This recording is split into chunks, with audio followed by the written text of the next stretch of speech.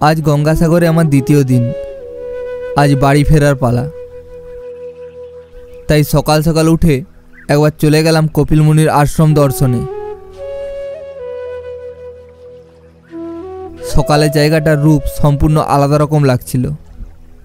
অসংখ্য পাখি এসে খাবার খাচ্ছিল মন্দিরের সামনে, এবং মন্দিরের সামনের অংশটা গোটা রাত্রিতে পুরো রং করে দিয়েছে। অসম্ভব সুন্দর লাগছে মন্দিরের সামনের পুরো চত্বরটাই রং করার জন্য।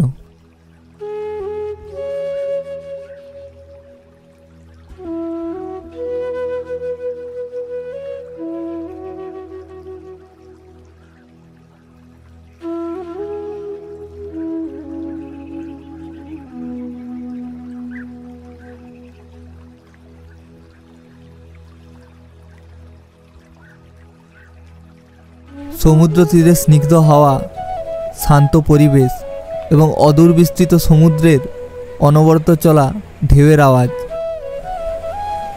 মেঘের এবং কুয়াশার ফাঁক থেকে সূর্যের প্রথম দেখা পাওয়া।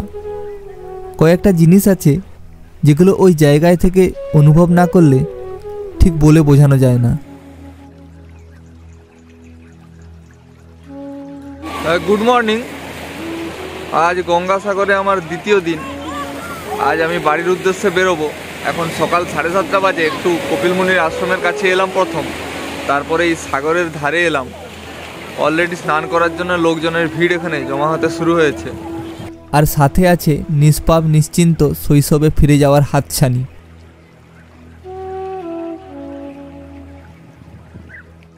সকাল থেকে কুয়াশা ছিল, সূর্যোদয় কেউই দেখতে পারেনি। এখন কুয়াশা যখন কেটেছে, সূর্য এতটাই ওপরে। তো এইখানে সমুদ্রের ধারে একটা স্থানীয় লোকেরা ত্রিপল ঘেরে একটা রুমের মতো বানিয়েছে মেয়েদের ড্রেস চেঞ্জ করার জন্য। টাকা নেবে ড্রেস চেঞ্জ করার জন্য। ওই যে দূরে দুটো নৌকো দেখা যাচ্ছে, মাছ ধরতে গিয়েছে। এদিকে একটা ছোট নৌকো। কিছু কিছু মানুষ জমা হতে শুরু করেছে স্নান করার জন্য। সাগরের পূর্ণ স্নান করতে শুরু করেছে মানুষ।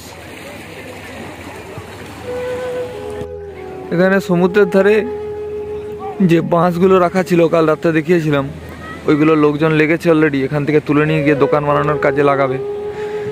কাজ শুরু হয়েছে এবং কালকে গোটা রাত্রি কাজ হয়েছে। রাত্রে জেসিপির আওয়াজ পাচ্ছিলাম শুয়ে। পুরো জায়গাটা লেবেল করা হচ্ছিল। গোটা রাত্রি প্রায় কাজ হয়েছে কাল।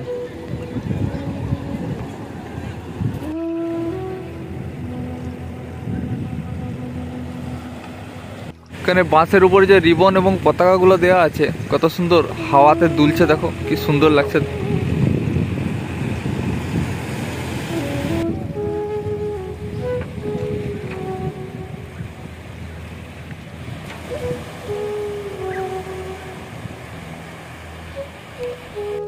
ওইদিকে অনেকগুলো বড় নৌকো দেখা যাচ্ছে, মাছ ধরতে গেছিল, পাড়ে এসে সব মাছ খালি করছে। আর এইদিকে দুটো টেন্টের মতো করা আছে আর্মিদের, বা হয়তো পুলিশ ওই ড্রেসে আছে। ওইদিকে অনেকগুলো আর্মির গাড়ি দেখা যাচ্ছে, একদম সমুদ্রের পাড়েই।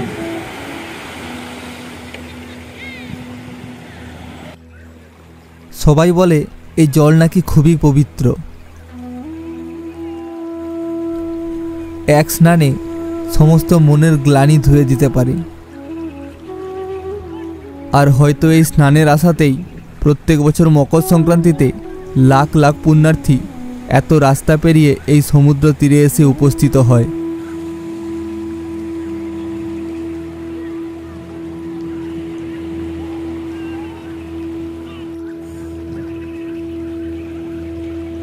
বিচে যত নোংরা ফেলছে মানুষ, যত এই ধরনের ফুল পাতা ফেলছে, সব এখানে একটা সুন্দর প্রসেস দেখলাম। কয়েকজন এইভাবে সেগুলো হাত পাঞ্চার সাহায্যে জমা করছে এবং তারপরে এটা তুলে কোথাও নিয়ে যাচ্ছে না, বালির মধ্যে গর্ত করছে। গর্ত করে সেইগুলোকে বালির মধ্যে সেই গর্তের মধ্যে ঢুকিয়ে তারপরে বালি চাপা দিয়ে দিচ্ছে। এই প্রসেসটা আমি প্রথম দেখলাম। ওইদিকে দূরে একটা বায়ুকলের যে বড় টাওয়ার বসে, তাতে বড় প্রপেলার লাগানো আছে দেখা যাচ্ছে, সমুদ্র থেকে একটু দূরেই।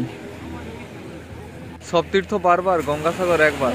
সেই গঙ্গাসাগর যাত্রা আমার সম্পূর্ণ হলো। আজকে বাড়ির উদ্দেশ্যে বেরোবো আর কিছুক্ষণের মধ্যেই। তবে এখন গঙ্গাসাগরের এই পূর্ণভূমি ছেড়ে বাড়ির উদ্দেশ্যে রওনা দেওয়ার পালা।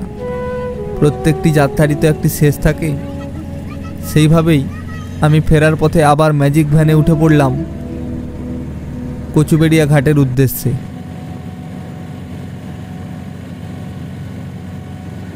মনে হয় একটা ভেসেল ঢুকেছে, প্রচুর মানুষ এসেছে আজ। ওই যে ভেসেলে মানে ভেসেল ঘাট থেকে আসার রাস্তাটায় প্রচুর মানুষ আসছে, বরং ফিরতি পথের যাত্রী খুব কম।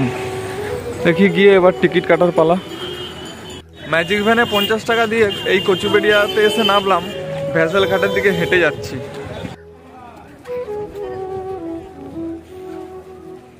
খুচরো দেবো, খুচরো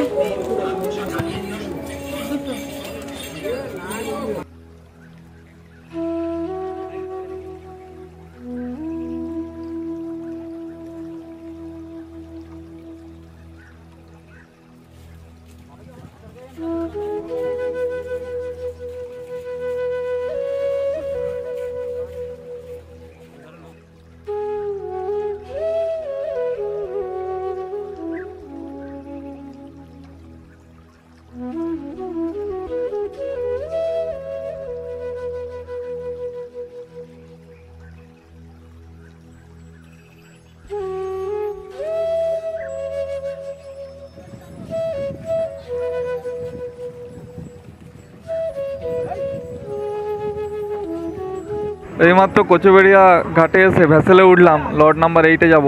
আজকে ভেসেলে খুব একটা ভিড় নেই, যতজন সিট আছে ততজনই বসে আছে। তবে আমি একদম সামনে এসে বসেছি, একদম ফ্রন্টে।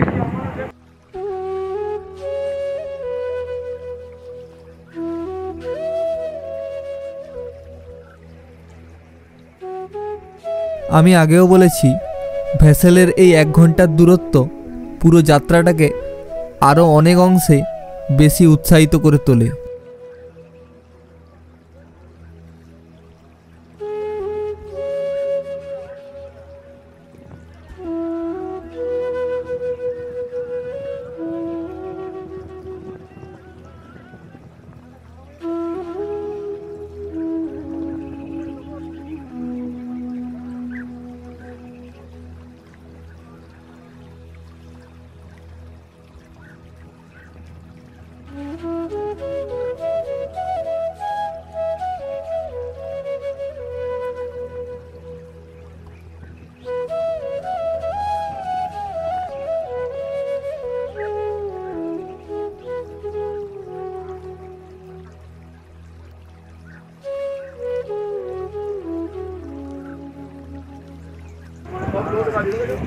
এই ভেসেলটাতে করে গাড়ি যাচ্ছে, সব অ্যাম্বুলেন্স একটা এবং অনেকগুলো গাড়ি যাচ্ছে, বাস, লরি।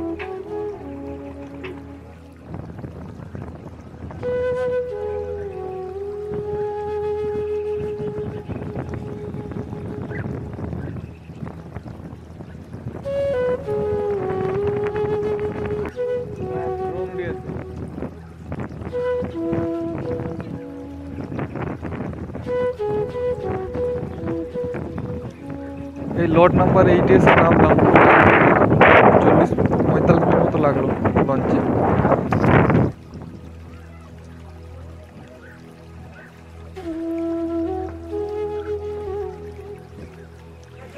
এত ভিড়, এত মানুষ যাচ্ছে আজকে।